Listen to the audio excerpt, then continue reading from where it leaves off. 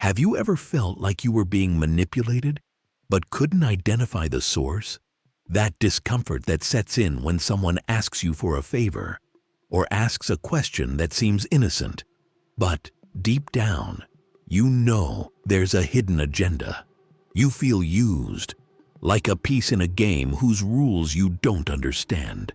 Your desire to be useful, to be a good person, to help others, is your greatest vulnerability and your greatest weakness.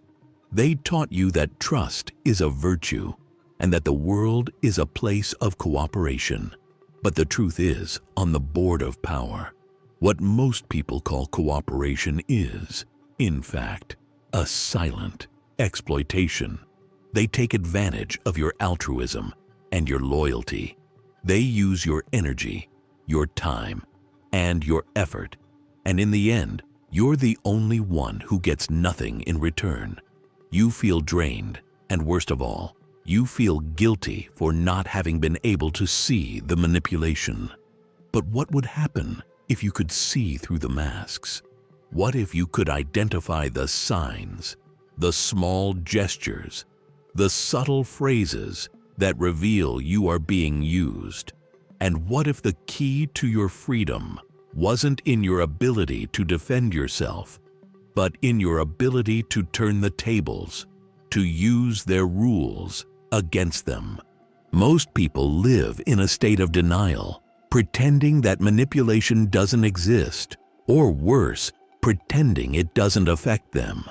I'm going to show you the 3 signs you need to see to turn the tables. It's not about fighting. It's about being a strategist. It's not about defending yourself. It's about being impenetrable.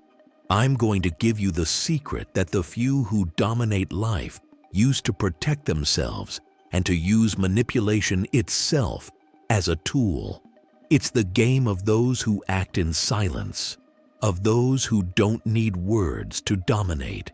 From now on, the world will no longer be a labyrinth of mysteries. It will be a theater where you, the protagonist, don't need lines, but action. You will no longer be a piece on the board. You will be the player who sees the entire game. And it's here, in this abyss of self-reflection, that you will find your absolute control, your silent victory. The first sign that you are being used is the empty echo. You sit down to talk with someone, and in the end, you realize that you've talked about all your problems, your dreams, your vulnerabilities, while the other person just listened with an attention that seemed genuine, but didn't delve into anything about themselves. You left that conversation feeling understood, but in reality, you were emptied. You handed over ammunition. You handed over the key. Your desire to be heard, to be seen, is your greatest weakness, and they used that. They became the mirror that reflects only what you project, and you fell in love with your own reflection. What most people call sharing, I call data collection. The manipulator doesn't need to talk about themselves. They just need to ask the right questions. They create an environment of false intimacy where you feel comfortable opening up. They ask you questions about your fears, your dreams, your insecurities. And you, in your naivete, think you're building a connection. But in truth, you're handing over the tools for your own manipulation. They don't want to help you. They want to know you to find out where your weak point is. The second sign is the guilt cycle. You constantly feel indebted to this person. They do a small favor, a seemingly kind gesture, and then, subtly, they charge you for it. Your loyalty is tested. Your guilt is activated, and you feel obligated to reciprocate, to do favors that are disproportionate to what they did for you. You find yourself in a vicious cycle where with every favor you do, the debt only increases. This isn't a relationship. It's a one-sided transaction, and you're always on the losing side. Most people are slaves to the need to feel good. They fear being ungrateful, the label of being selfish, and the manipulator uses that fear against you. They will make you feel guilty for not helping them, for not giving more, for not trying harder. And you, to avoid conflict and to keep the peace, give in. But the peace you buy is your own submission, and your submission is your defeat. The third sign is the conditional compliment. They compliment you, praise you, and make you feel special. But there is always a condition. You're so talented. Could you help me with this? You're the only person I trust. Could you do this for me? The compliment is not a form of admiration. It's a tool of manipulation. They don't see you as a talented or trustworthy person. They see you as a tool, a resource that can be used to achieve their goals. What most people do is cling to these compliments. They feed on validation, and the manipulator knows this. They create a need in you, the need to feel good, to feel special, and you, to satisfy that need, submit, do what they ask, and without realizing it, become a puppet. Your vulnerability to validation is your greatest chain. These three signs are not isolated events. They are the pattern of a power game that you are losing. They are not your friends or your allies. They are strategists, and you have been just a piece on their board. Your naivete is your weakness, but now you can turn the tables. I will give you the tools so you can see the manipulation before it hits you. Now that you've seen the signs, it's time to understand the mechanics behind them. The manipulator is not a monster. He is an architect. He builds your emotional prison brick by brick, and the material he uses is your own desire to be loved, seen, and accepted. Your fear of loneliness is your greatest vulnerability, and the manipulator uses that against you. He gives you attention that is fake and a compliment that is a trap. And you, in your hunger for connection, cling to it without realizing you're being lured into a web of lies. Most people react to what they feel. The manipulator, however, acts surgically. He doesn't manipulate you because he hates you. He manipulates you because you are a resource. You are a tool for him to achieve his goals. That's why you can't take this as a personal offense. You need to see this as a game, and you need to become the best player. Your revenge is not confrontation, but mastery. Your victory is not the scream, but the silence that precedes it. What most people do is become a victim. Why is this happening to me?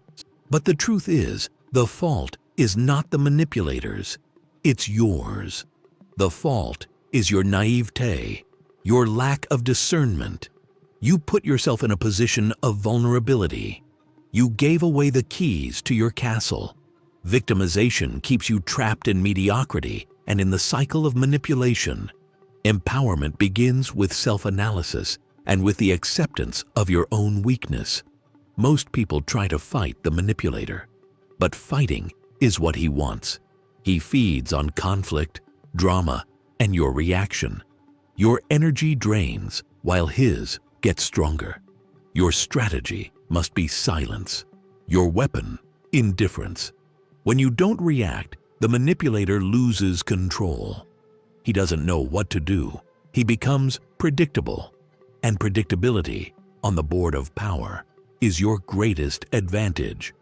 What most people do is try to expose the manipulator. But exposure doesn't work. He will simply deny it, play the victim, and make you look like the villain. Your tactic must be action. Your response is not the word, but a change in behavior. He asks you for a favor. Say no. He compliments you to manipulate you. Stay silent. He makes you feel guilty. Remove yourself from the situation. Your no is your most powerful weapon. The manipulator has no power over you. The power is within you. What you will do from now on is not allow your energy, your time, and your ambition to be stolen. You will become impenetrable. You will be the master of the game, the surgeon of the mind, the strategist who sees manipulation before it hits you. Have you ever felt guilty for saying no? How would your life change if you had the discipline not to give in to the manipulator? The first tactic to turn the tables is the law of indifference. Most people feed on the approval of others. They need their applause, their validation, their energy, and that's why they are so easy to manipulate. But what happens when you become indifferent to their praise? When your need for approval is no longer your driving force, you become uncontrollable. You become unpredictable, and unpredictability on the board of power is your greatest weapon. Indifference is not the absence of feeling, but the mastery over it. It is your armor, forged in the fire of experience, in the ashes of manipulation.